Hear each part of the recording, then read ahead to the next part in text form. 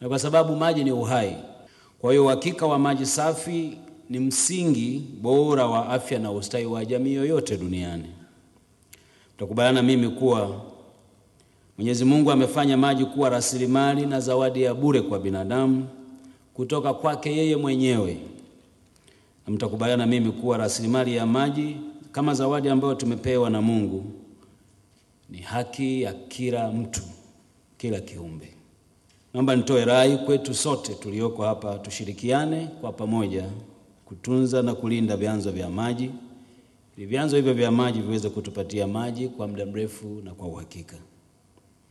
Katika kutunza zawadi ya maji kutoka kwa Mwenyezi Mungu, jamii ina wajibu wa kufanya mambo muhimu, yakiwemo yafuatayo: la kwanza, usafi wa mazingira yetu; lakini pili, kulinda vyanzo, kupanda miti katika maeneo yetu na kuhifadhi misitu, na kutumia maji kwa ufanisi, efficiency ya utumiaji wa maji.